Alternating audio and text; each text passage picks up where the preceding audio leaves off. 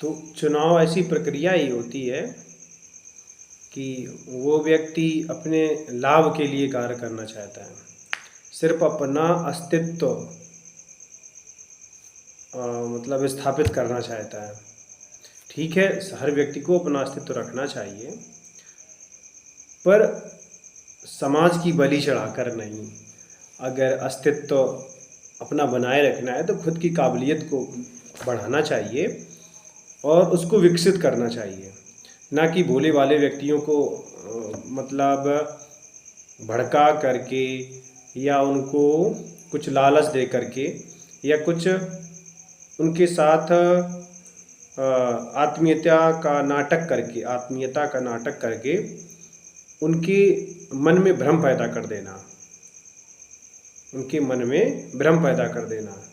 या उनके मन में किसी प्रकार का डर उत्पन्न कर देना। क्योंकि डर एक ऐसी चीज़ है, डर दिखा करके व्यक्ति को गुलाम आसानी से बनाया जा सकता है। बहुत दिन तक पुरोहितों ने ईश्वर का डर दिखा करके भोले वाले व्यक्तियों को लूटा, ठगा और उनका शोषण किया। वैसे ही आज लोग किसी और चीज़ का डर दिखा करके और उनको बेवकूफ़ बनाते हैं और मूर्ख बनाते हैं। वो मैंने कई प्रकार के डर जो आइडेंटिफाई किए हैं, ग्राम स्तर के अलग होते हैं, जिला स्तर के अलग, राष्ट्रीय स्तर, अंतर्राष्ट्रीय स्तर के डर। तो मैंने देखा कि लोगों को डर दिखा करके उनका भी अब शोषण मतलब किया जाता है, और या किसी के विरुद्ध भावना भड़का करके और उनको एकजुट किया जा सकता है।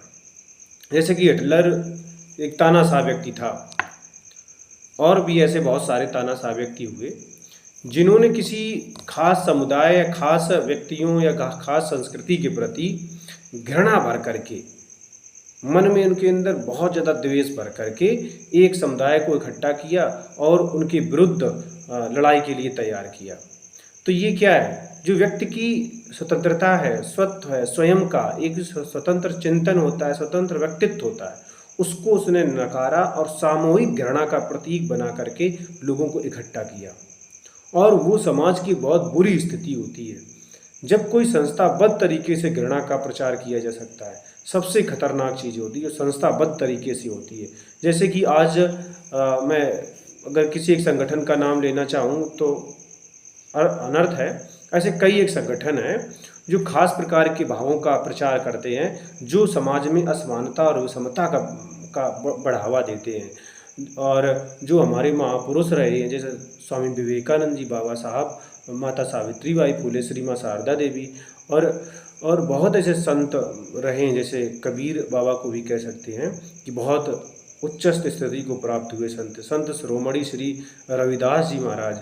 ये हमारी भारतीय संस्कृति के बहुत ही उच्चस्थ स्थिति को प्राप्त किए हुए संत और महापुरुष हुए। पर हम लोगों को, और जो अपना ये भारतीय समाज है, जो एक संवेदनशील वर्ग है, उस वर्ग को भी अभी इनकी शिक्षाएं उन तक नहीं पहुंच रही हैं। और ऐसा भी वर्ग है जो थोड़ा संपन्न है, पर उसमें भी कुछ लोग संवेदनशील व्यक्तित्व के हैं, जिनका व्यक्तित्व मानवीय व्यक्तित्व है, जिनका भाव थोड़ा सरल और सहज है, उन तक भी ये चीज़ें नहीं पहुंचाई जाती हैं। और एक प्रकार का नया एक बैरियर तैयार कर दिया जाता है, विचार के आधार पर, धर्म के आधार पर, जाति के आधार पर। तो ये जो भेदभाव है, ये भेदभाव मिटाने के लिए हमें अपने संतों महापुरुषों का अध्ययन करना होगा और सामूहिक रूप से विकास सोचना होगा। यदि केवल व्यक्ति अपना विकास के बारे में सोचेगा और सिर्फ अपना विकास पहले करना चाहेगा, तो वहाँ स्थिति भी द्वेष का कारण उत्पन्न करती है। मुझे लगता है कि हमें उन महापुरुषों की बात को ध्यान रखना चाहिए जिन्होंने कहा कि जब भी सफलता मिलेगी सभी के साथ मिलेगी और सभी के प्रयासों से मिलेगी। क्योंकि व्यक्ति अकेले अस्तित्व कब तक बनाएगा? अकेले विकास भी हो जाएगा तो उस विकास का क्या मतलब है? मैंने कर लिया विकास आर्थिक रूप से कि मैंने करोड़ों रुपए की संपत्ति अर्जित कर ली और बहुत ज़्यादा धन इकट्ठा कर लिया, फिर उसके पास लास्ट का जीवन क्या बचा? जीवन बचा कि बस 90 साल हो गई, 95 साल हो गई, और बस लास्ट की गिनतियाँ गिन रहे हैं कि कब जा रहे हैं ऊपर है। तो ये भी स्थिति का आप थोड़ा अगर कल्पना करेंगे तो भी हम लोग सोचने के लिए मजबूर हो जाएंगे वर्तमान स्थिति को। तो सोचना बहुत ज़रूरी है। सोचिए, पढ़िए और आगे बढ़िए और सामूहिक विकास के लिए सोचिए।